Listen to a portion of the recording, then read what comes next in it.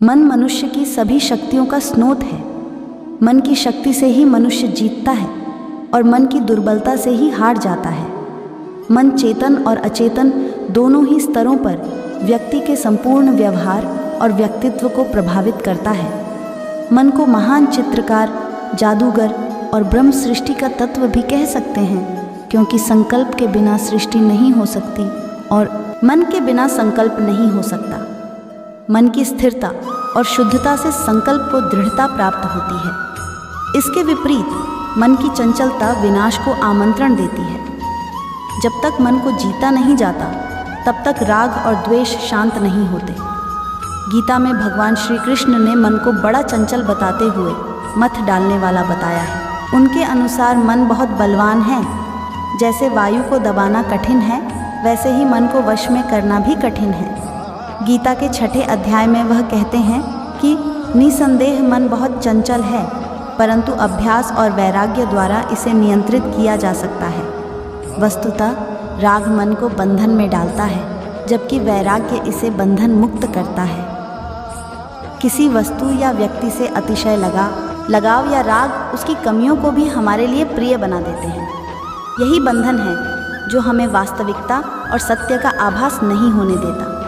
इस माया संग लगा मन हमें चंचल बनाता है। मन की यह चंचल गति हमें मथती रहती है। मन को भी स्थिर करने के लिए निश्चलता और सहजता का आधार तैयार करना पड़ता है, तभी वह शांत और स्थिर हो पाता है। जैसे तालाब की गंदगी और चंचलता समाप्त होने पर ही हम उसकी तलहटी में पड़ी वस्तुओं को ठीक से देख सकते हैं, वैसे ही चंचल और मलिन मन से हम आत्मदर्शन नहीं कर सकते।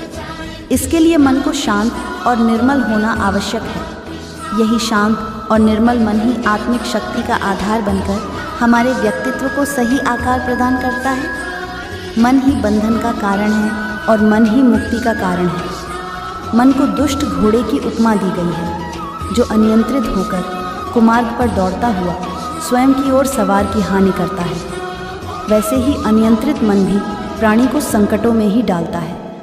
इस चंचल मन पर नियंत्रण कैसे करें? इस पर नियंत्रण के 2 ही मार्ग हैं। या तो इसका दमन किया जाए या इसका मार्ग ही बदल दिया जाए। जिस वस्तु का दमन किया जाता है, कालांतर में वह वस्तु नित्य और सत्य हो जाती है। किसी पदार्थ को हाथ में लेकर उसे दबाइए, सार तत्व उसमें से निकल जाएगा। मन को निस्सार तो नहीं करना है। ऐसा करने पर वह बलहीन हो जाएगा और मनोबल के टूटने पर साधना आराधना भी नहीं कर सकेगा। मन के कारण ही हम मनुष्य हैं। मन से ही चिंतन मनन का भी सामर्थ्य हम में होता है। मन को वश में करने का सरल उपाय है, उसकी दिशा ही बदल दो। जो मन विकारों की ओर जा रहा है, उसे सद्विचारों की ओर मोड़ दो। यह दिशा परिवर्तन करना ही मन पर विजय पाना है। पदार्थों की तरफ आसक्ति ही मनुष्य को दिग्भ्रमित करती है। पदार्थों के प्रति आकृष्ट होने पर अच्छे बुरे का, लाभ हानि का विवेक लुप्त हो जाता है। केवल जो प्राप्त नहीं है उसे प्राप्त करने की और जो प्राप्त है उसका संरक्षण करने की लालसा प्रबल हो जाती है। अतः मन को वश में करने का प्रथम उपाय है सत्य की संगति। जो सत्य है उसके साथ रहो। अयथार्थ के साथ रहे तो तुम भी अविश्वसनीय बन जाओगे। सत्संग में सत्य का अर्थ है श्रेष्ठ, उत्तम व अच्छा। इसका आशय यही है कि हम ऐसे व्यक्तियों की संगति में रहें जो श्रेष्ठ है, जिनका चरित्र या व्यवहार या आचरण श्रेष्ठ है। केशी श्रमण ने गौतम गणधर से पूछा कि आपका मन आपको दुष्ट अश्व की भांति उन मार्ग पर क्यों नहीं ले जाता? तो गौतम ने कहा, मैं अपने मन को धर्म शिक्षा के द्वारा निगृहित करता हूँ और शास्त्र ज्ञान रूपी रस्से से उसे बांध लेता हूँ, इसलिए वह उन मार्ग पर नहीं जा पाता है। ज्ञानी जनों का कहना है कि सीधा मन पर आक्रमण मत करो, इससे तो हमारा मन हमारे हाथ से पारे के समान फिसल जाएगा और हम हाथ मलते रह जाएंगे। मनुष्य को प्रवृत्त करने के लिए मन, वचन और काया रूप 3 योग कहे गए हैं। इनमें मन सूक्ष्म है, इससे स्थूल है वाणी या वचन, और इससे भी स्थूल है हमारी काया, हमारा शरीर। इस काया से भी स्थूल है वह आहार, जिससे हमारे शरीर का निर्माण होता है। भारतीय पद्धति यह है कि स्थूल से सूक्ष्म की ओर बढ़ो। सबसे स्थूल है हमारा आहार, इसलिए सर्वप्रथम अपने आहार पर विजय प्राप्त करो। यदि उसे शुद्ध और सात्विक बना लिया तो मन पर विजय पाने की दिशा में एक कदम आगे बढ़ जाएंगे। जैसा खावे अन्न वैसा होवे मन, ये कहावत निरर्थक नहीं है। आहार से सूक्ष्म है हमारी काया। आहार विजय के बाद शरीर को साधो, उसे नियंत्रण मिले। विविध प्रकार के आसन व्यायाम आदि का विधान काया को साधने के लिए ही है। इससे शरीर की चंचलता कम होगी, जिसका मन पर असर होगा। काया से सूक्ष्म है वाणी या वचन, और उससे सूक्ष्म है हमारा मन।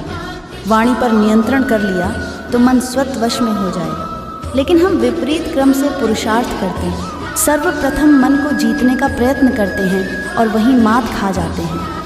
यदि दूसरे ढंग से कोशिश करें तो मन दुर्जय नहीं रहेगा, उसका शत्रुभाव भी समाप्त हो जाएगा। वह हमारे साथ मित्रवत व्यवहार करेगा। अब हम एक कहानी से समझेंगे कि मन पर नियंत्रण कैसे करें। एक बार एक गांव में साधु रहता था। वह गांव के बाहर वन में बनी अपनी कुटिया में जा रहा था। इसी रास्ते में बाजार पड़ा। यहाँ से गुजरते हुए साधु की नज़र एक दुकान पर पड़ी। यहाँ पर कई सारी टोकरियाँ पड़ी हुई थीं। गांव में साधु रहता था। वह गांव के बाहर वन में बनी अपनी कुटिया में जा रहा था। इसी रास्ते में बाजार पड़ा। यहाँ से गुजरते हुए साधु की नज़र एक दुकान पर पड़ी। यहाँ पर कई सारी टोकरियाँ पड़ी हुई थीं। उन टोकरियों में खजूर रखे हुए थे। खजूरों के देख साधु को लालच आ गया। उसका मन खजूर खाने को करने लगा, लेकिन उसके पास पैसे नहीं थे। ऐसे में उसे अपने मन को काबू में रखना पड़ा। फिर वो कुटिया की तरफ चल दिया। साधु अपनी कुटिया पहुँच गया, लेकिन फिर भी खजूर खाने का विचार मन से नहीं गया।